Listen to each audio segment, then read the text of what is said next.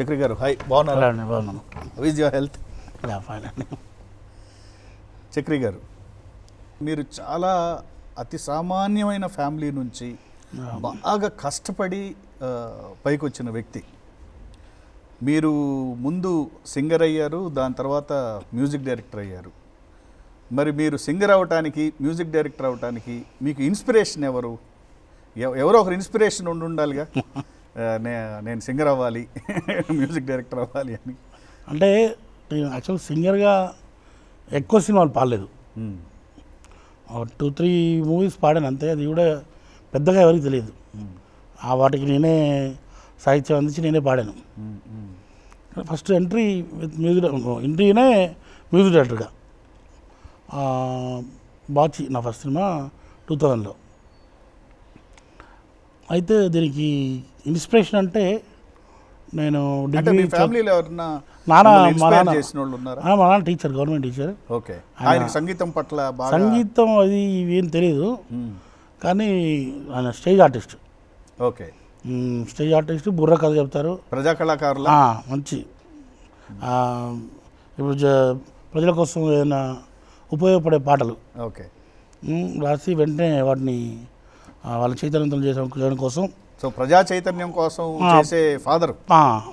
అలాంటి పాటలు మాతో పాటించేవారు. ప్రజా కళాకారుడు ఆయన, అంతే. సో మంచి పేరుంది ఆయనకు సింగర్గా, రైటర్గా. జిల్లా వెంకటనారాయణ అంటే వరంగల్ జిల్లా చాలామంది గుర్తుపడతారు. మరి మీ ఫాదర్తో మీరు కూడా అలాంటి చైతన్యాన్ని ఇచ్చే పాటలు పార్టిసిపేట్ చేయటం చాలా చేసాం. సో వారు స్ఫూర్తి అంతే. ఏదైనా ఆయన స్ఫూర్తి. నేను మొత్తం ఆయన అన్నీ నేర్పించారు మాకు ఆ లక్షణాలు. వాటి నుంచే నేను పెరిగాను. సో నాన్న పాటలు కొంచెం సామాజిక స్పృహ, దేశభక్తి ఇలాంటి పాటలే పాడించేవారు. సినిమా పాటలు పాడించేవారు కదా ఇంట్లో. మాకు సినిమా పాటలు చాలా తక్కువ నేర్చుకునేవాళ్ళం. కానీ సినిమా పాటల్లో కూడా నేను అనుకోవటం సామాజిక స్పృహ ఉన్న పాటలు శ్రీశ్రీ గారి అట్లా పాడించే అట్లాంటివి సినిమా పాటలు అసలు ఇంట్లో లేదు అసలు. ఓకే, ఏదో మేము సినిమాలు చూస్తుంటాం కదా, చూసి నేర్చుకొని దొంగచాటుగా పాడేది. స్కూల్లో పిల్లలు అడిగితే పాడేవాళ్ళం, స్కూల్లో ఫ్రెండ్స్ అడిగితే పాడేవాళ్ళం. గోలీమార్ అని, లేదంటే నా గొంతు శృతిలో నా. స్టూడెంట్గా కల్చరల్లీ వెరీ యాక్టివా మీరు? స్కూల్లో కల్చరల్ ప్రోగ్రామ్స్ చాలా యాక్టివ్, ఇవన్నీ చాలా యాక్టివ్. తర్వాత స్కూల్లో ఏదైనా స్కూల్ డే ఫంక్షన్స్ ఉంటాయి కదా జనరల్గా. సో అలాంటి ఫంక్షన్స్ అయినా కూడా మా నాన్న వచ్చి మాకు అందరికీ మేకప్ చేసి మాతో స్టేజ్ పర్ఫార్మెన్స్ అవన్నీ చేయించారు. ఓకే, ఆయన ముందు అన్నిట్లో మా ఊళ్ళో. సో ఇంకెక్కడైనా వినాయక చవితి ఫంక్షన్లు, శ్రీరామనవమి ఫంక్షన్స్ ఇలాంటివి ఏవైనా కూడా అక్కడ మొత్తం మా ఫ్యామిలీ మొత్తం పాటలు పాడుతూ కనిపిస్తుంది. ఫ్యామిలీ అందరూ, చెల్లెలు, అక్క అందరూ పాడతాం అందరూ. సో బాగా సంగీతాన్ని ప్రేమించే ఫ్యామిలీ. అయితే నేను 7th, 8th నుంచి ఫ్లూట్ నేర్చుకున్నాను. ఫ్లూట్తో పాటు వోకల్ కూడా నేర్చుకుంటూ అది కొంచెం 10th వరకు అది నేర్చుకున్నాను. ఆ తర్వాత వైలిన్ నేర్చుకున్నాను ఇంటర్లో. ఎందుకంటే అక్కడి నుంచి హన్మకొండ, వరంగల్ రావాల్సి వచ్చింది. సో హన్మకొండలో ఉంటూ విజయలక్ష్మి గారు అని టీచర్, వైలిన్ టీచర్, ఆవిడ దగ్గర వైలిన్ నేర్చుకున్నాను. ఆ తర్వాత తిరుపతి గారని వోకల్, కర్ణాటక సంగీతం, ఆయన దగ్గర కర్ణాటక సంగీతం నేర్చుకున్నాను. ఏది కూడా పూర్తిగా PhD PG రేంజ్లో నేర్చుకోకుండా అలా నేర్చుకొని వదిలేసాను. మ్యూజిక్ డైరెక్టర్కి కావాల్సినంత, ఒక సింగర్కి మ్యూజిక్ డైరెక్టర్కి కావాల్సింది చాలా ఉంది లేదు, కానీ నాకు బై బర్త్ టాలెంట్ అది నాన్న నుంచి వచ్చిన అది ఎక్కువ అనమాట. సో దాంతోనే నేను ఇవి బేసిక్స్ అంతే నాకు అలా పునాదిగా ఉపయోగపడే అంతే. సో దాంతో నేను కంపోజ్ చేసుకోగలుగుతున్నాను ఆ పునాదితో. మీకు ఇండస్ట్రీలోకి ఫస్ట్ ఎంట్రీ బ్రేక్ అని చెప్పాలంటే బాచి సినిమాతో ఎంట్రీ. అదే పూరి జగన్నాథ్ గారు మీకు గాడ్ ఫాదర్ లాగా. దాని తర్వాత పూరి జగన్నాథ్ గారు చేసిన చాలా వరకు సినిమాలు మీరే మ్యూజిక్ డైరెక్ట్ చేశారు. అసలు పూరి జగన్నాథ్ గారితో మీ ఫ్రెండ్షిప్ ఎలా స్టార్ట్ అయింది? జగనన్నను కల్పించింది నాకు సత్యదేవ్ అని ఒక ఆదిత్య ఆడియో కంపెనీలో ఆయన చేస్తుంటారు. ఆయన నాకు పరిచయం. నేను ప్రైవేట్ ఆల్బమ్స్ బాగా చేశాను. ప్రైవేట్ అంటే ఫోక్, విప్లవం, ఈ జానపదం ఇలాంటివన్నీ చేశాను చాలా. ఒక ఆల్బమ్ మీద నేనే పాటలు కూడా చేశారు. చేశాను. గర్జన అని ఒకటి చేశాను. దాని విప్లవ సినిమాలు ఏం చేయలేదా? విప్లవ సినిమాలు చేయలేదు. ఓకే, ఇవ్వలేదు నారాయణమూర్తి గారు. సో విప్లవ సినిమాలు జైబోలు తెలంగాణ చేశాను ఒకటి. ఎన్ శంకర్ గారు మంచి ఆడియో. సో అప్పుడు గర్జన అని, సింగన దొర అని రకరకాల విప్లవ సాంగ్స్ చేశాను. వాటి మీద నేనే ఒక గెటప్ వేసి ఫోటో దిగిలా. అయితే కొంచెం అప్పటికి మార్కెట్లో గుర్తింపు వచ్చింది, ఏది ఆడియో కంపెనీల్లో. అలా కొంచెం క్లోజ్ అయిపోయారు. నా పాటలు విని నీకు జగన్ పరిచయం చేస్తే, జగన్ నా క్లోజ్ ఫ్రెండ్ అని సత్యదేవ్ నన్ను తీసుకెళ్ళాడు. పరిచయం చేస్తే జగన్ గారు బాగా రిసీవ్ చేసుకున్నారు. బాగా రిసీవ్ చేసుకుని నేను వింటాను అని చెప్పి 1 డేలో మళ్ళీ రిప్లై ఇచ్చారు, రెస్పాండ్ అయ్యారు. పాటలు చాలా బాగున్నాయి, పాటలో ఫీల్ ఉంది, మనం కలిసి పనిచేద్దామని చెప్పారు. సో ఈరోజు నా బర్త్డే అండి, June 15th. నా బర్త్డే గిఫ్ట్ లాగా నేను ఫీల్ అవునా అంటే నవ్వేసి డెఫినెట్గా మనం కలిసి పనిచేద్దామని చెప్పారు. నెక్స్ట్ డే వెళ్ళి కలిశాను. కలిస్తే ఒక 5-6 పాటలు పాడమన్నారు. ఒక 5-6 పాటలు పాడారు, కంపోజ్ చేసినవి. వినేసి వింటూనే ఇది బాగుంది, ఇది పక్కన పెట్టేసి అన్నారు. ఈ పక్కన పెట్టడం నాకు అర్థం అవ్వలేదు.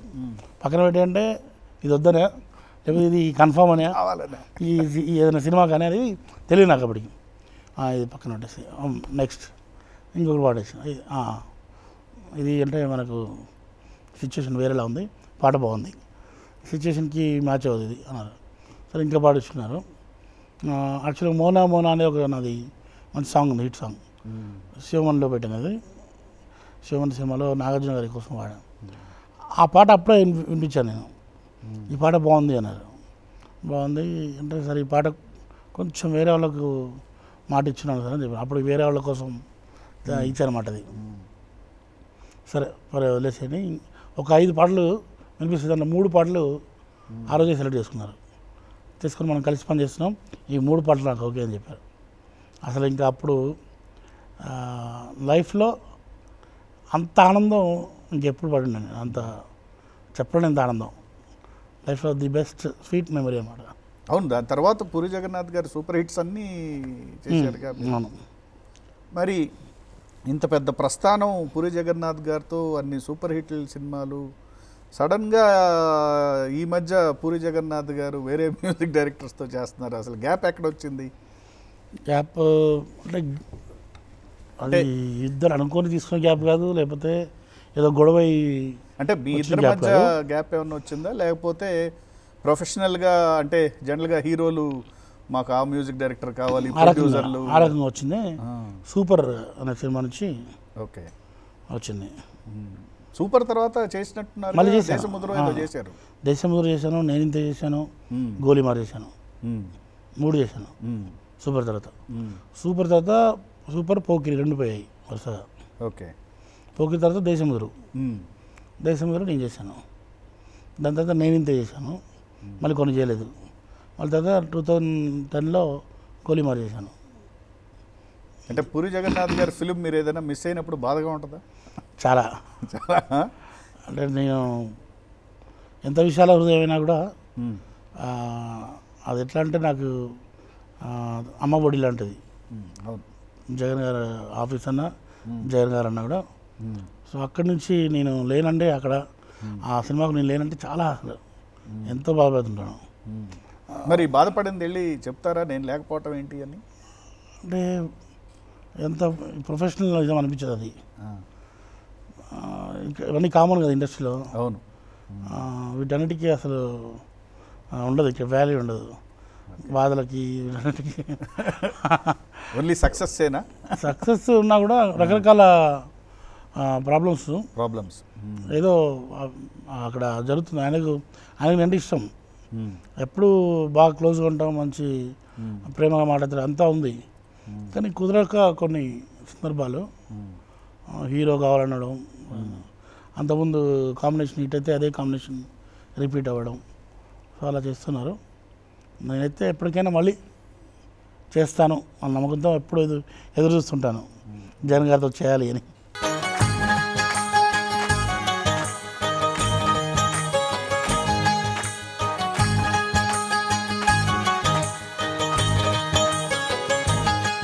మీరు ఆల్మోస్ట్ చాలామంది సింగర్స్ని ఇంటర్వ్యూ చేశారు. మేల్ సింగర్స్ కానివ్వండి, ఫీమేల్ సింగర్స్ కానీ. మీ ఫేవరెట్ సింగర్ ఎవరు? మీరు ఇంట్రడ్యూస్ చేసిన సింగర్స్లో మీ ఫేవరెట్ సింగర్ ఎవరు? నేను ఇంట్రడ్యూస్ చేయలేదు కానీ అంటే మీరు ఇంట్రడ్యూస్ చేయటమే కాకుండా ఎక్కువ వెలుగులోకి తెచ్చారు చాలా మందిని, అది లైమ్ లైట్లోకి మీ వల్ల వచ్చారు చాలా మంది. వాళ్ళల్లో మీ ఫేవరెట్ సింగర్ ఎవరు? నాకు ఫీమేల్ సింగర్స్లో కౌసల్య నెంబర్ 1 సింగర్. ఆమె వర్స్టాలిటీ కానీ నా సాంగ్కి కావాల్సిన పరిపూర్ణత, ఫుల్నెస్ ఆమె తీసుకొస్తుంది. సో చాలా ఇంప్రెస్ అయ్యే ఆ వాయిస్కి ఫస్ట్ సినిమా 97లో చేశాను ఒకటి. అది దురదృష్టవశాత్తు అది రిలీజ్ అవ్వలేదు. ఓకే. అప్పుడు పాడించినప్పుడే అనుకున్నాను ఈమెను మనం రెగ్యులర్ సింగర్గా పెట్టుకోవచ్చు అని. నాకు యాక్చువల్గా హరిణి అనే సింగర్ వాయిస్ అంటే ఇష్టం. మెడ్రాస్ ఉంటుంది ఆమె. అప్పుడు కౌశల్యతో పాడించినప్పుడు ఈమె వాయిస్ కూడా అలాగే ఉంది కదా అనుకున్నాను. సో మనకు లోకల్ హరిణి దొరికింది అనుకున్నాను. సో ఆ రకంగా ఇంప్రెస్ అయ్యి అప్పటి నుంచి ఆల్మోస్ట్ 100 మూవీస్ మీ పాటలు చాలా కౌశల్య గారు ఎక్కువ పాడారు. కొన్ని పాటలు టోటల్గా ఆల్బమ్ మొత్తం పాడేశారు. లైక్ అవును వాళ్ళిద్దరు ఇష్టపడ్డారు, ఇడియట్ అలాంటి సినిమాలకి. సో అంటే డైరెక్టర్ కూడా ఓకే అనుకున్నప్పుడే, ఎప్పుడు నేను ఎవరిని ఫోర్స్ చేయలేదు. ఓకే. వాళ్ళు కూడా అప్పుడు సింగర్స్ ఇంతమంది లేరు. ఇప్పుడు సింగర్స్కి ఎక్కువ మన అది ఛానల్స్ వలన కాంపిటీషన్స్ అవి వాటి వలన సింగర్స్ ఎక్కువ బయటకు వచ్చారు ఈ 5-6 సంవత్సరాల నుంచి. అప్పుడు 2000లో ఇంతమంది సింగర్స్ లేరు, 4-3 అంతే.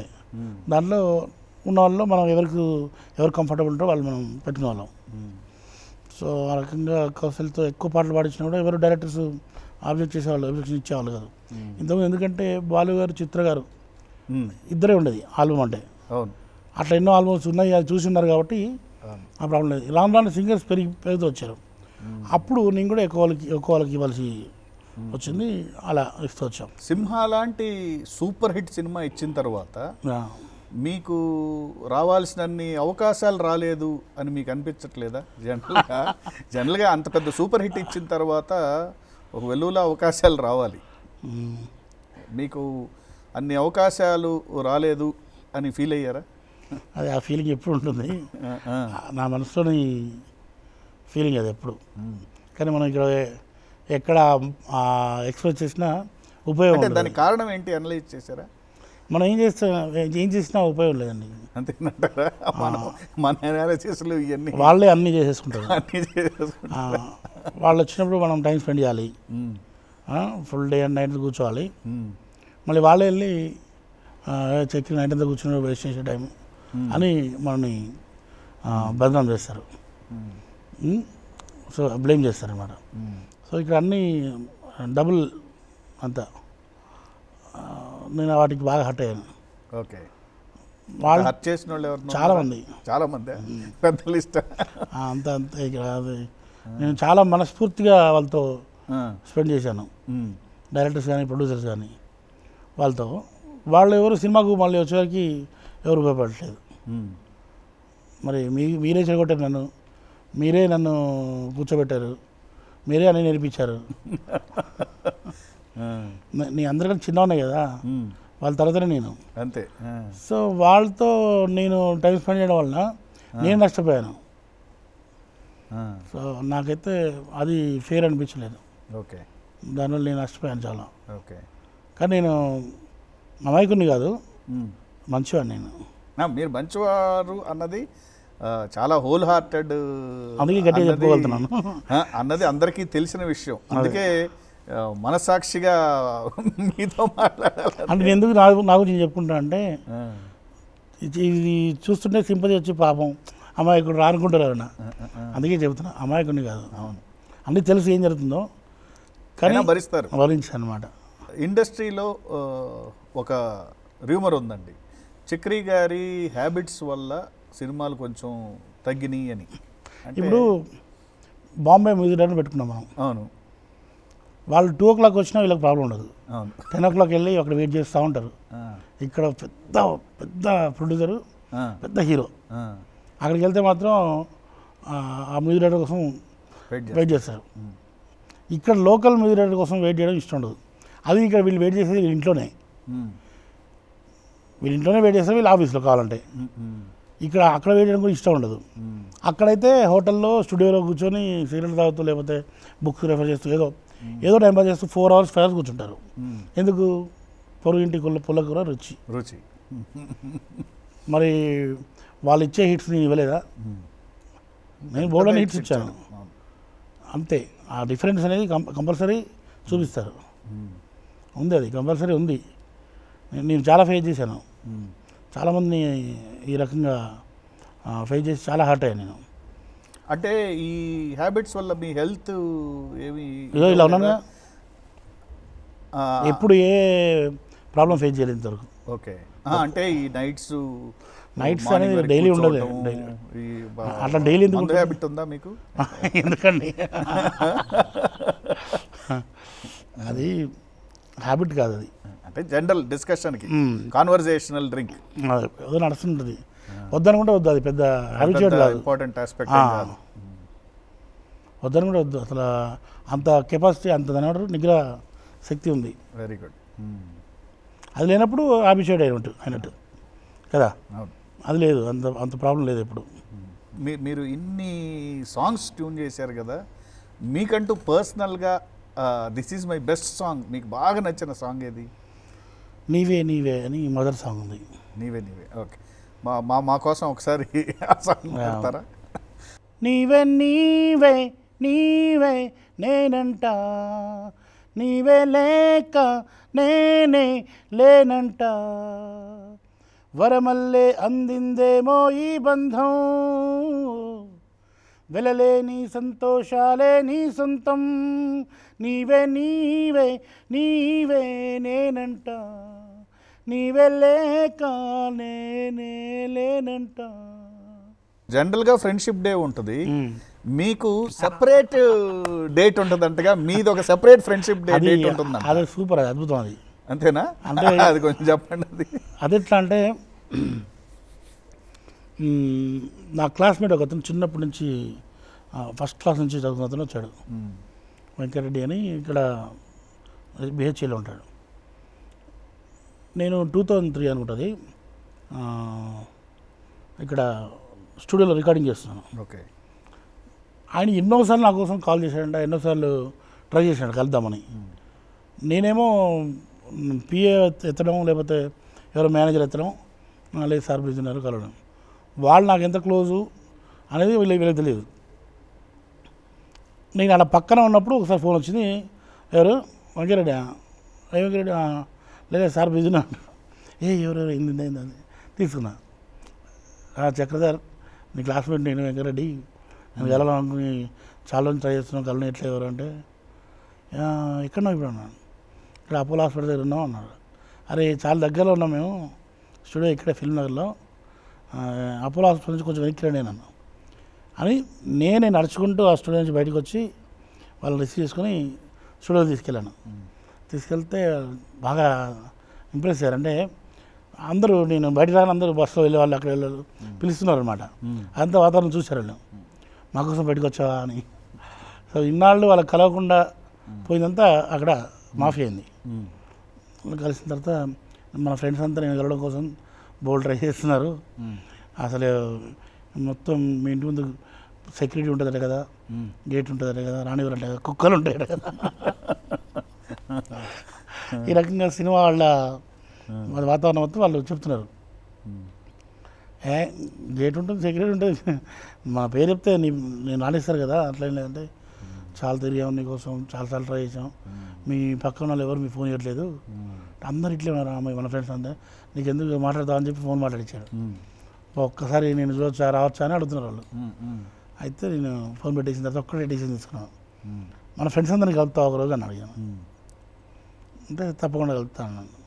ఎందుకు అన్నాను, ఊరికి వీళ్ళందరూ చూడలే అంటున్నారు కదా, అందరు ఫ్రెండ్స్తో గెట్ టుగెదర్ పెట్టుకుందాం, నువ్వు ఉంటావు మాతో అన్నాను. ఫుల్ డే ఉంటాను. అప్పుడు మన మౌంట్ పేరలో బుక్ చేసి అందరు రమ్మన్నాను, ఫ్రెండ్స్ని, క్లాస్మేట్స్ని. ఒక 70 మంది దాకా వచ్చారు. వాళ్ళందరికీ మరి అందరికీ రకరకాలు ఉంటారు. పల్లెటూరులో చదువుకున్నాం కదా, వ్యవసాయదారులు ఉంటారు, కూలి వాళ్ళు ఉంటారు, ఇలా అంటారని చెప్పి ముందే ఆలోచించి ఒక యూనిఫామ్ ఉండాలని చెప్పి టీషర్ట్ తీసుకున్నాను అందరికీ.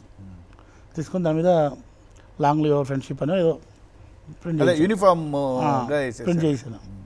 చేసి అందరు రాగానే ఫస్ట్ టీషర్ట్ వేసుకోండి అని చెప్పి ఇచ్చాను. ఒక్కొక్కరు గుర్తుపట్టని రకంగా మారిపోయారు. తెల్లంటులు వచ్చేసాయి, బట్టతలు వచ్చేసాయి, పెద్దవాళ్ళలాగా అయిపోయారు. అంటే పల్లెటూరులో ఉండే వాళ్ళకి ఈ స్కిన్ కేర్ కానీ బాడీ కేర్ ఉండదు, పొలం పనుల. మరి ఇక లోకల్ ఉన్న ఫ్రెండ్స్ ఈయన క్లాస్మేటా ఇంత పెద్దగా ఉన్నారు ఏంటి అని. లేడీస్ అయితే పెద్ద పెద్ద అమ్మాయిలు వేసుకుని పిల్లలు వేసుకొని వచ్చారు. సో అసలు ఒక వండర్ఫుల్ మెమరీ అది. అక్కడ ఒక ఏడవడం మిస్ అయిన ఫీలింగ్తో స్టేజ్ అందరికీ మాట్లాడే అవకాశం ఇచ్చాను. వాళ్ళు చూసి వాళ్ళ ఫీలింగ్ చెప్పడం. మా చక్రధర్ మ్యూజిక్ డైరెక్టర్ చేస్తుంటే మేము చాలా హ్యాపీ ఫీల్ అయ్యాం. చక్రి అనే పేరు ఏంది, చక్రధర్ కదా అనుకున్నాం. మాకు తర్వాత అర్థమైంది చక్రి అంటే చక్రధర్ ఒకడే అని. ఫోటో చూసిన తర్వాత మేము రోజు పేపరు, ఇంతకుముందు పేపర్ చూసేవాళ్ళం కాదు, ఇప్పుడు పేపర్ రాగానే ఫస్ట్ సినిమా పేజ్ చూస్తున్నాం. సినిమా పేజీలో కూడా వాళ్ళకి ఏమవుద్దంట, ఆ చివరకు చూస్తారంట. సాంకేతిక నిపుణులు ఉంటారు కదా, అవును, అక్కడే చదువుతారంట. చక్రీలు ఏం చెప్తే ఫీల్ అవుతారంట పేపర్ వచ్చే. అట్లా కొన్ని సంవత్సరాలు ఫాలో అవుతున్నాం. అయితే ఎప్పుడైనా నాది లేనుకోండి, నాకు ఫోన్ వస్తుంటాయి, ఈ మధ్య మన సినిమాలు ఆడలేదని. సో అట్లా ఒక్కొక్కరు వాళ్ళ తర్వాత ఇంకా అందరికి చెప్పాను, మీకు ఏ కష్టం వచ్చినా, ఏదైనా ప్రాబ్లం వచ్చినా, ఏదైనా మనందరం షేర్ చేసుకోవాలి అని చెప్పి అందరు ఫోన్ నెంబర్లు తీసుకోండి. అందరి ఫోన్ నెంబర్ అందరి దగ్గర ఉండాలి, కాంటాక్ట్ నెంబర్, అడ్రస్ అని అందరు అక్కడ ఒకరికొకరు ఇచ్చుకున్నాం. సో ఆ రకంగా 10 years పూర్తయింది మన.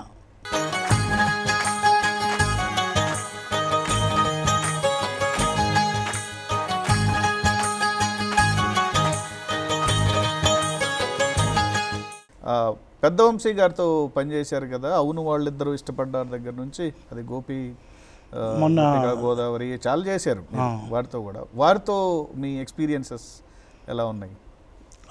ఫస్ట్లో చాలా భయంగా ఉండేది. ఆయన పంక్చువాలిటీ, ఆయన నేనేమో 3 స్టూడియోలో 3 రికార్డింగ్లు పెట్టుకొని అక్కడికి ఇక్కడికి తిరుగుతూ చేస్తున్నాను. అప్పుడు నన్ను కంపోజింగ్కి రమ్మంటే నేను వేరే రికార్డింగ్ ఉండిపోయి రీ రికార్డింగ్లో ఆయన దగ్గర లేట్గా వచ్చాను. అదే నేను వెళ్ళిపోతున్నాను, ఆయన వెళ్ళిపోయే టైంకి వచ్చాను. నేను సార్ కార్ అద్దం పట్టుకుని, సార్ ప్లీజ్ సార్ రికార్డింగ్ ఉంటే అయిపోయినా. లేదు అసలు నేను మీ హైదరాబాద్తో పెట్టుకోను, నేను మా మెడ్రాస్ వాళ్ళు చక్కగా టైము పొద్దున 6 గంటలకే పూజ అనేది చెప్తున్నారు.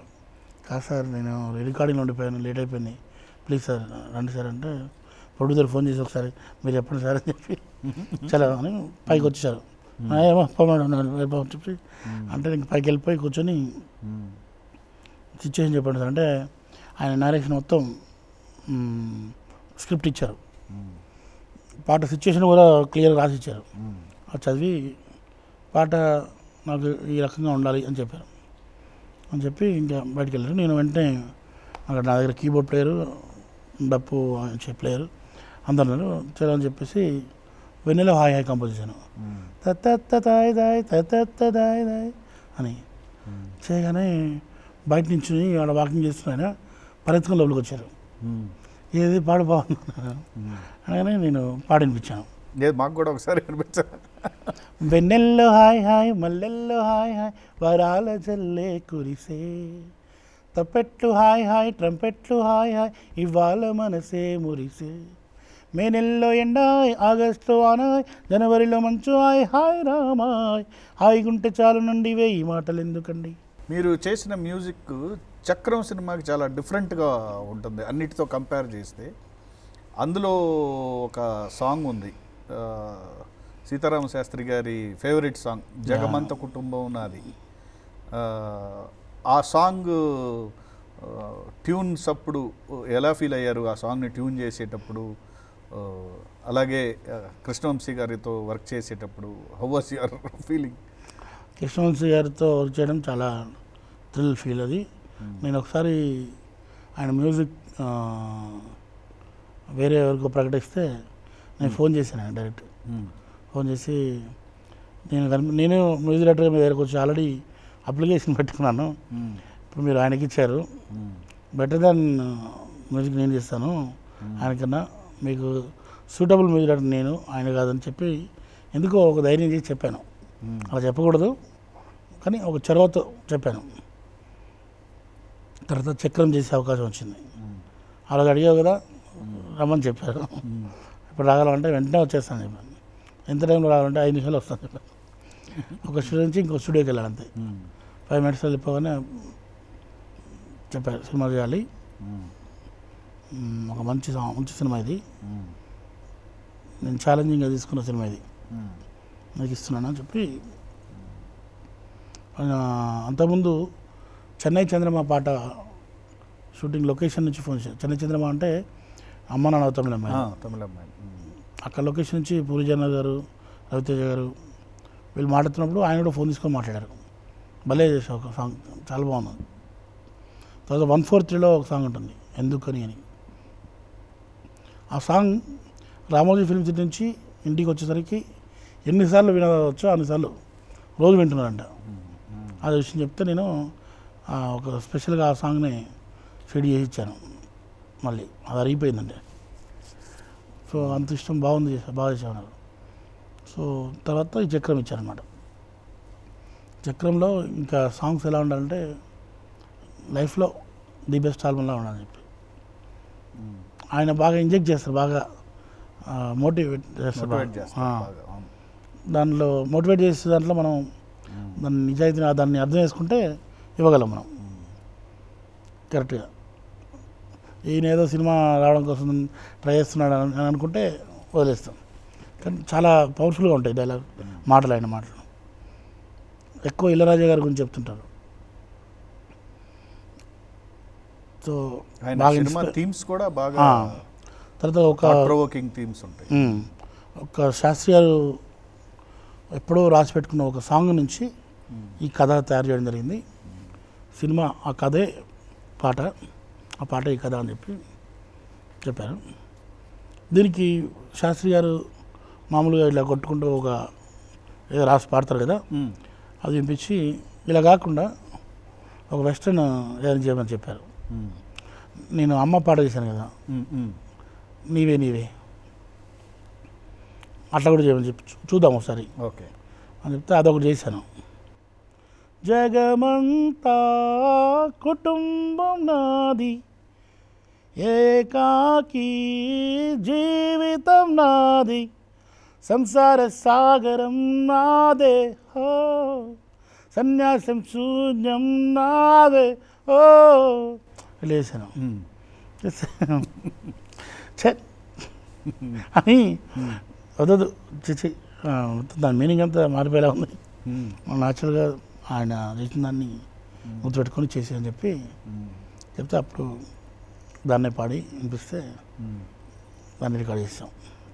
ఏది ఒరిజినల్ సాంగ్ కూడా పాడతారా ఒకసారి? జగమంత కుటుంబం నాది, ఏకాకి జీవితం నాది, సంసార సాగరం నాదే, సన్యాసం శూన్యం నాదే, జగమంత కుటుంబం నాది, ఏకాకి జీవితం నాది. 99 ఫిల్మ్స్ మీవి ఆల్రెడీ పూర్తయినాయి అనుకుంటాను.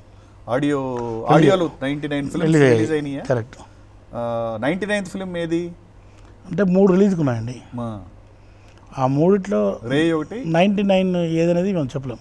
ఓకే, రే ఒకటి, తను మొన్న వెళ్ళిపోయింది ఒకటి, ఓకే, వీడికి దూకుడు ఎక్కువ అని ఇంకొకటి. సో ఇవి ఏది రిలీజ్ అవుతే అది 99th అవుతుంది. సో 100th ఫిల్మ్ ఎవరితో? 100th మూవీ ఇప్పుడు 3-4 చేస్తున్నాను. 99 తర్వాత ఏది రిలీజ్ అయితే అది 100th మూవీ. అంతేనా? 100th మూవీ పూరి జగన్నాథ్ గారితోనే రావాలని పర్టికులర్ ఇదేం లేదా? అప్పుడు నేను వెయిట్ చేయాలి కొన్ని సినిమాలు చేయకుండా. అంతేనా? మరి మీ వైఫ్ గారు ఇప్పుడు మ్యూజిక్ డైరెక్టర్గా లా ఉండటం వల్ల నష్టమేమి లేదనుకోండి, ఎందుకంటే మీరేమీ యాక్టర్గా ఏమి నటించట్లేదు కాబట్టి. కానీ హెల్త్ పాయింట్ ఆఫ్ వ్యూలో అంటే ఈ బీపీలు, ఈ హార్ట్ స్ట్రోక్లు, అంటే ఓవర్ వెయిట్ వల్ల మరి మీ మిస్సెస్ గారు మిమ్మల్ని చెప్తున్నా తగ్గమని డైట్ అయితే డైట్ ప్రోగ్రాంలన్నీ మొదలు పెట్టేసారు. చేస్తాం. అదే డైట్తో ఏం తగ్గుతాం తెలియదు, కానీ ఆ డైట్ ప్రోగ్రామ్ అయితే ఉన్నాను. సో న్యాచురల్ వేలో తగ్గాలనుకుంటున్నారు, ఎందుకంటే ఇప్పుడు చాలా బేరియాట్రిక్ సర్జరీస్ అవి ఇవి వచ్చినాయి కదా. కొంచెం భయం అంటే అందరూ అడుగుతున్నారు ఈ మధ్య, ఫ్రెండ్స్ మా ఊళ్ళో నుంచి ఫోన్ చేసి ఆ హీరో తగ్గాడు కదా, ఆ ప్రొడ్యూసర్ తగ్గాడు కదా, బేరియాట్రిక్ అట్లా చేసుకోవచ్చు కదా అని అందరు అడుగుతుంటే స్లీవ్ గ్యాస్ట్రెక్టమీ ఏమో చాలా వచ్చింది. ఏమో భయం వేస్తుంది నాకు. కానీ న్యాచురల్ వేలో తగ్గగలిగితే చాలా మంచిది. చేస్తున్నాను లిక్విడ్ డైట్స్ చేస్తున్నాను. అంతకుముందు ఒకసారి జిఎం డైట్ అని ఉంది, అవును అది చేశాను. డైట్ ఒక ఓన్లీ ఫ్రూట్స్ అండ్ అయితే 1 month 2 months చేస్తాం, తర్వాత డిస్టర్బెన్స్ అవుతుంది. 31st రావడం, December 31st బర్త్డే ఏదో రావడం, అక్కడి నుంచి ఫ్రెండ్స్ కూడా ఎక్కువ. తర్వాత మనకు కూడా ఇంకా జీవచాపల్యం అనేది ఇంకా చావలేదు. సో అర్థం కదా మీకంటే, ఇంకా అవును జీవచాపల్యం అంటే తెలుసు అంటే ఇంకా తినాలి, ఇంకా అది తినాలి, ఇది తినాలి అని అది టేస్ట్ చేయాలి, ఏదైనా కోరిక సరిపెడితే అది చాలితే బాగుంటుంది, అది ఇంక చాలలేదు. సో ఇప్పుడు ప్రస్తుతానికైతే ఓకే, ఇంకా చాలా అనుకుంటున్నాను. ఎందుకంటే దేవుని వల్ల షుగర్లు బీపీలు ఏం లేవు. అది వెరీ గుడ్. అంటే ఇంత వెయిట్లో షుగరు, బీపీ, ఎనీ సిమ్టమ్స్ ఏమీ లేకపోవడం లేదు. మీరు వెరీ హెల్దీ లెక్క. చాలా అంటే చిన్నప్పటి నుంచి నేను ఆసనాలు, యోగా అవన్నీ చేసి ఉన్నాను. అదే ప్లస్ అయింది. తర్వాత ఫస్ట్లో అసలు జిమ్ బాడీ అంటే బాగా ఎక్సర్సైజులు చేయటం. అవును, సో అది నాకు హెల్ప్ అవుతుంది. తర్వాత చిన్నప్పటి నుంచి నాన్న ఫుడ్ కూడా మంచి ఫుడ్ పెట్టారు, క్వాలిటీ ఫుడ్. సో అది కూడా చాలా ఫిష్ కానీ ఇలాంటివన్నీ మంచి ప్రోటీన్ ఫుడ్ కానీ. తర్వాత పల్లెటూరులో వాతావరణం ఎలా ఉంటుంది? అవును. సో పల్లెటూరులో పెరిగిన వాతావరణం 10th క్లాస్ వరకు అక్కడే ఉన్నాను. సో అవన్నీ కూడా హెల్ప్ అవుతున్నాయి. తర్వాత నేను కూడా డైట్లో మంచి ఫుడ్ తింటాను. ఈ బేకరీ ఐటమ్స్ అవి ఎక్కువ ఎప్పుడు తినాను. ఈ ఫ్యాట్ అంతా వచ్చిందంటే కేవలం నిద్ర లేకుండా నైట్స్ వర్క్ చేయడం, తర్వాత లేట్ నైట్ భోంచేయడం, టైమ్లీ ఫుడ్ లేదు, ఇన్ టైంలో లేదు, ఇర్రెగ్యులర్ డైట్, ఈ రెండే అంతే. సో అవన్నీ కంట్రోల్ చేసుకుంటే కనుక మళ్ళీ సెట్ అవుతాన్న నమ్మకం ఉంది. సో ఇప్పుడు స్ట్రిక్ట్గా అది ఫాలో అవుతున్నాను. అవుతాను నమ్మకం, ఒక ధైర్యం వచ్చింది. బీపీ షుగర్ లేవు, ఏ రోగం రాలేదు ఎప్పుడు. తర్వాత ఒకసారి అంతే అన్ని కంట్రోల్. మీ ఫ్యామిలీలో మీ బ్రదర్ కూడా వారు హ్యాండిక్యాప్డ్ కొంచెం, వారు కూడా మ్యూజిక్ డైరెక్టర్. తమ్ముడు యాక్చువల్లీ. మీ సిస్టర్స్ కూడా సింగర్సే? మా చెల్లెలు పాడుతుంది. ఫస్ట్ నుంచి మా నరసింహ ఇప్పుడు పాడుతుంది ఈ మధ్య. తను ఆదర్శిని సింగర్. మహిత్ నారాయణ అని మన ఈ మధ్య లవ్ యూ బంగారం సినిమాకి మ్యూజిక్ చేశాడు. లవ్ యూ బంగారం సినిమా హిట్ కాకపోయినా, ప్రజల్లోకి ఇంకా అంతగా వెళ్ళకపోయినా, మహిత్ నారాయణ మా తమ్ముడు వాడు ఇచ్చిన మ్యూజిక్ మాత్రం ఫెంటాస్టిక్. ఎట్లయితే బాచి సినిమాకు నాకు ఎంత మంచి పేరు వచ్చింది మ్యూజిక్ డైరెక్టర్గా, వీడికి అంటే ఈ పాటలు విన్న వాళ్ళు మాత్రం అసలు కెఎస్ రామారావు గారు అయితే చాలా పొగిడారు. అంత ఊహించలేదు మీ తమ్ముడి దగ్గర నుంచి. కానీ బ్రహ్మాండ ఆర్కెస్ట్రేషన్ కానీ ట్యూన్లు కానీ చాలా కొత్తగా ఉన్నాయి. అంటే ఇప్పుడు చక్రి తమ్ముడు అనే చక్రిలాగానే కొడతాడేమో, మ్యూజిక్ ఇస్తాడేమో అనుకున్నాం. అలా లేకుండా వేరియేషన్ ఉంది ఇద్దరికి. చాలా మంచి మ్యూజిక్ ఇచ్చాడు. అంటే నేను ఒకటే మాట అన్నాను, నాకు ఇంకా సినిమా హిట్ అయినా హిట్ కాకపోయినా చాలండి, మీ ఈ సర్టిఫికేట్ మీరు ఇచ్చారు చాలు. ఇంత పెద్దవారు అయింది, ఇంత ఎక్స్పీరియన్స్ ఉండి తమ్ముడు గురించి ఇలా చెప్పడం చాలా హ్యాపీ ఉంది. ఆయన మంచి మ్యూజిక్ లవర్ కెఎస్ రామారావు గారు. సో చాలా హ్యాపీ అనిపించింది. ఇంకా చాలామంది కూడా మ్యూజిక్ విన్న ప్రతి ఒక్కరూ తమ్ముడు మ్యూజిక్ని అప్రిషియేట్ చేశారు. సో వాడికి మంచి లైఫ్ ఉంది. ఇంకా 2 సినిమాలు చేస్తున్నాడు ఇప్పుడు. ఆల్మోస్ట్ అందరూ కళాకారులు. నన్ను ఎంకరేజ్ చేసిన డైరెక్టర్స్ కూడా మనం ఎంకరేజ్ చేయాలని కోరుకుంటున్నాను నేను. ఆల్మోస్ట్ ఇంట్లో అందరు కళాకారులే. అంటే మా నాన్న సిస్టర్స్, మీ నాన్నగారు కూడా సినిమాలో యాక్ట్ చేశారా? సినిమాలు యాక్ట్ చేశారు. గోపిక గోదావరిలో ఒక హ్యాట్ పెట్టుకొని బ్లాక్ కలర్ పెట్టుకొని ఒక నెక్కర్ వేసుకొని కమెడియన్ క్యారెక్టర్. ఓకే. భలే ఉంటుంది కామెడీ సింపుల్ కామెడీ కానీ కడుపు బనవిచ్చే కామెడీ. మధ్య మధ్యలో వస్తుంటారు అట్లా. అవి వేణు గ్యాంగ్ ఉంటుంది కదా, వచ్చేసి ఒరే నా ఈ కట్లేంట్రా అని అడుగుతాడు. అంటే నెత్తి మీద పూలు పడేరా అంటాడు. పూలు పడితే కట్లేంట్రా అని, పూలతో పాటు పూల కుడి కూడా పడేదిరా అంటాడు. సో అంత సింపుల్ కామెడీ బాగా చేశారు. ఫస్ట్ ఇవ్వడమే అంత లెంత్ క్యారెక్టర్ ఇచ్చారు వంశీ గారికి బాగా నచ్చారు మా నాన్న. ఓకే. ఆయనకి ఆర్టిస్ట్ అవ్వాలన్న కోరిక, దాని పట్ల ఉన్న ఇంట్రెస్ట్ అది గమనించి మంచి క్యారెక్టర్ ఇచ్చారు.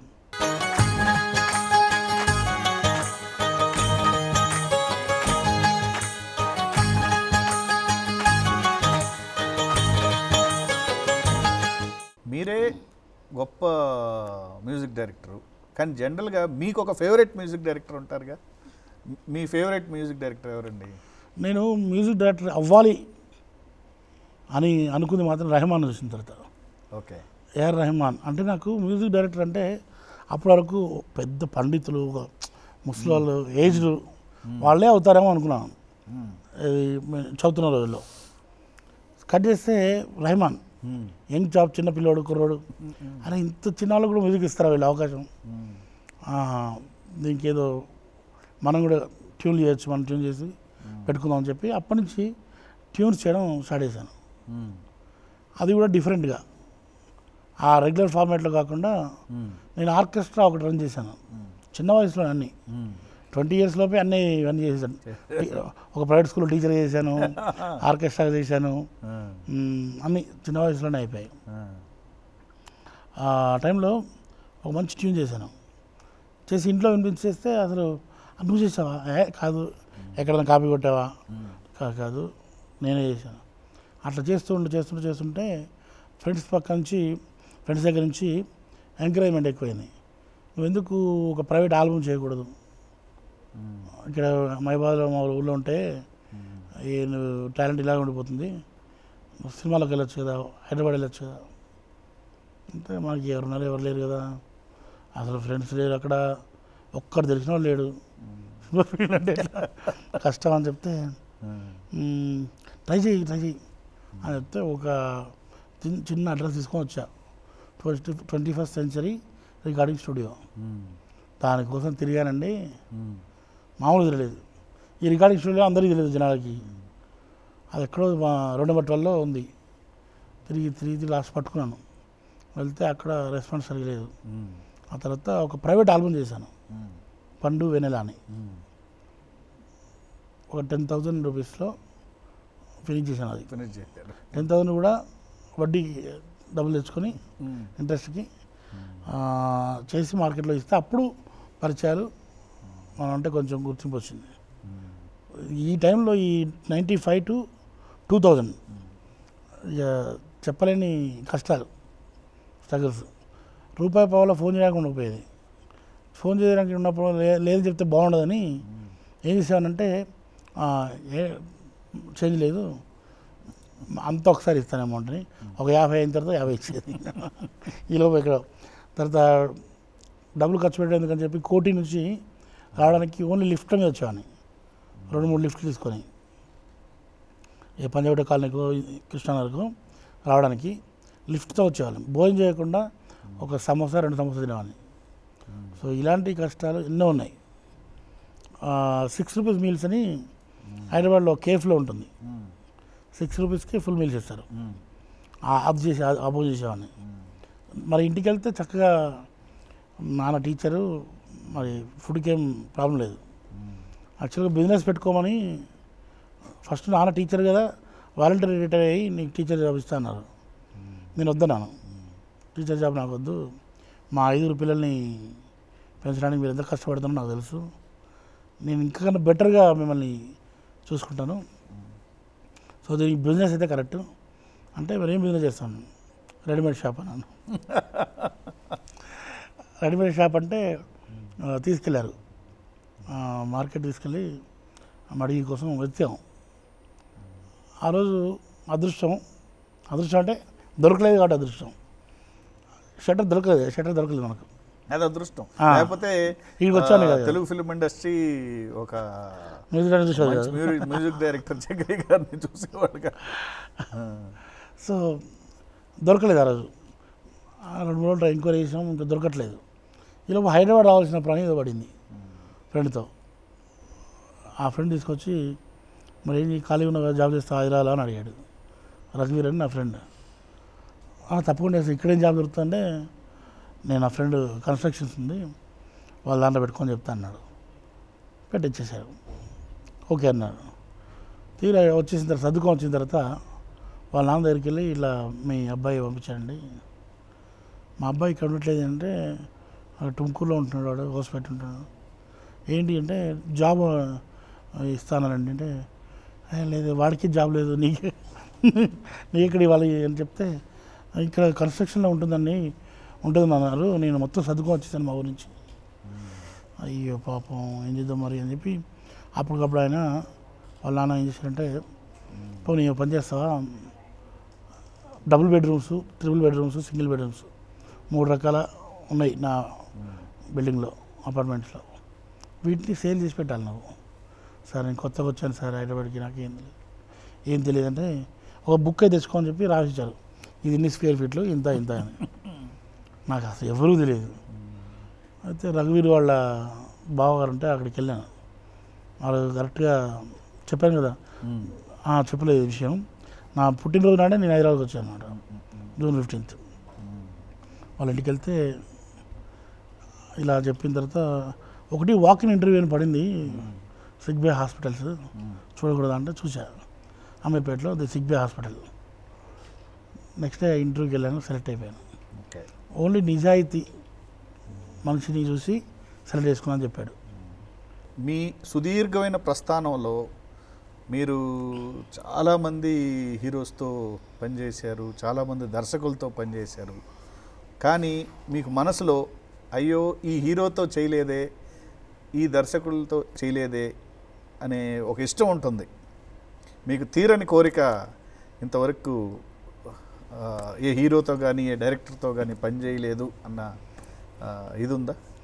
అంటే ఇంకా చేసే సమయం ఉంది కాబట్టి, ఇంకా చేస్తారన్న ఆశ నమ్మకం ఉంది కాబట్టి, ఇప్పుడు ఆల్రెడీ ఉన్న హీరోస్తో చేయొచ్చు, కానీ చిరంజీవి గారితో మాత్రం మనం చేయలేదు నేను. ఎందుకంటే చాలాసార్లు అవకాశం వచ్చినట్టు వచ్చి వెళ్ళిపోయింది. అదొక్కటి మాత్రం ఎప్పటికీ ఆ ఫీలింగ్ ఉంటుంది. ఆయన చిన్నప్పటి నుంచి అంటే చిన్నప్పుడు చిరంజీవి గారిని ఫాలో అయ్యేది, నడక, హెయిర్ స్టైల్ అంత ఆయన్నే ఫాలో అవుతుండేవాళ్ళం. నేనే మా ఫ్రెండ్స్ అంతా చిరంజీవి ఫ్యాన్సే. సో అలా చూస్తూ ఆయన్ని పాటలు రాశాను. నేను ఒక ఆల్బమ్ కూడా చేశాను 99లో, చేసి ఆయనకి ఇచ్చాను అనమాట. పాటలు చాలా బాగున్నాయి, నా సినిమాలకి పాటలు లభిస్తున్నారు, కాదు సార్ మ్యూజిక్ ఇవ్వండి సార్. ఫస్ట్ రైటర్గా ఎంటర్గా, తర్వాత చిరంజీవి గారు లాంటి మెగా హీరోకి రైటర్గా ఎంటర్ అవుతే ఇండస్ట్రీ మనకి ముద్ర వేసేస్తుంది, వీడు రైటర్ అని. అప్పుడు మ్యూజిక్ డైరెక్టర్గా అవకాశం ఉండదు అని నేను నాకున్న థాట్కి నేను అలా అనుకున్నాను. అనుకొని నో మనం మ్యూజిక్ డైరెక్టర్గా ఎంటర్ అవ్వాలని చెప్పి వెయిట్ చేశాను. మళ్ళీ చిరంజీవి గారిని ఫాలో అవుతున్నాను, కలుస్తున్నాను. అంజీ సినిమాకి ఒక పాట చేసే అవకాశం వచ్చింది, చేశాను, బాగుంది అనుకున్నాం. మళ్ళీ ఏమైందో ప్రొడ్యూసర్ మనసు మార్చుకొని లేదని ఒకే మ్యూజిక్ డైరెక్టర్కి అన్ని పాటలు ఇచ్చేశారు. అంటే మేము 2-3 మ్యూజిక్ డైరెక్టర్స్ దొరికాము, 6 పాటలు కదా, మిగతా 3 సరిగా రెస్పాండ్ అవ్వట్లేదు. దాంతో అది ఎటు కాకుండా వాళ్ళ కాన్సెప్ట్ ఏంటంటే ఒక పాట ఒక మ్యూజిక్ డైరెక్టర్, 6 పాటలకు 6 మ్యూజిక్ డైరెక్టర్. సో మిగతా మ్యూజిక్ డైరెక్టర్ సరిగా దొరకపోయేసరికి మొత్తం ఒకటికి ఇచ్చేశారు. అట్లా అంజీ మిస్ అయింది. తర్వాత మళ్ళీ డాడీ అనే సినిమాకి, ఆ తర్వాత ఇట్లా వరుసగా మిస్ అవుతున్నాయి. కానీ చిరంజీవి గారికి మాత్రం నా పాటలు వింటున్నారు మధ్య మధ్యలో, ఇది బాగుంది మనకే మనం చేసుకుందాం అని చెప్పి ఆయనతో ర్యాప్ అవుతుంది. ఒక మాట అన్నారు, నేను ఎప్పటికైనా నేను మ్యూజిక్ డైరెక్టర్గా పెట్టుకుంటాను. నాకు ఫెయిల్యూర్స్ వచ్చి నువ్వు కింది స్థాయికి వెళ్ళిపోయినా కూడా మళ్ళీ నేను డెఫినెట్గా నేను సినిమా ఇస్తాను, అది మాత్రం మనసు పెట్టుకోని చెప్పారు. చక్రి గారి లక్ష్యం ఏంటి జీవితంలో?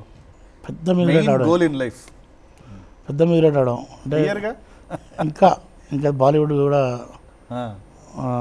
సంచలనాలు సృష్టించాలి. సో తెలుగులో కూడా నేను అనుకున్న హీరోస్, అనుకున్న డైరెక్టర్స్ అందరితో పనిచేయాలి. చక్రి గారి జీవితం గురించి ఈ రాష్ట్ర ప్రజలకి తెలియంది ఏమన్నా ఉందా? అంటే ఈ విషయం నా గురించి ఈ రాష్ట్ర ప్రజలకి తెలియదు, నేను చెప్పాలనుకుంటున్నాను అనే విషయం ఏమన్నా ఉందా?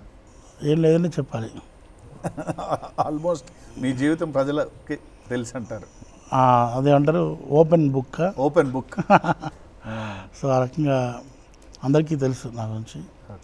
కాకపోతే నేను మళ్ళీ చెప్పుకునేది ఏంటంటే, నన్ను ఒక చక్రి మంచి కుర్రాడు, చక్రి మంచివాడు అనేది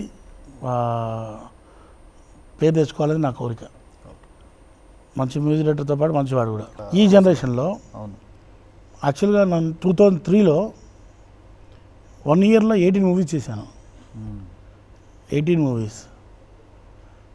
ఈ జనరేషన్లో అలా చేసిన మ్యూజిక్ డైరెక్టర్ లేరు.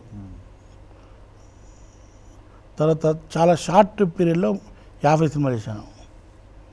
అప్పటికి అది బ్రేక్. ఈ 3 ఇయర్స్ నాకు సినిమాలు తగ్గాయి, కానీ ఇప్పటికీ 100 సినిమా ఎప్పుడో అయిపోయేది. సో ఈ జనరేషన్లో 100 సినిమాలు చేయడం చాలా కష్టమైన పని.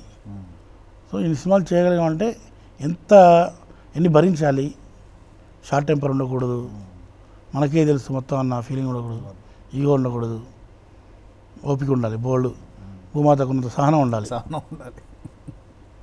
మెయిన్గా టాలెంట్ ఎప్పటికప్పుడు అప్గ్రేడ్ చేసుకుంటూ ఉంటాం. Thank you very much. మేము అడిగిన ప్రశ్నలన్నిటికీ మనస్సాక్షిగా సమాధానం చెప్పినందుకు it was wonderful meeting you sir.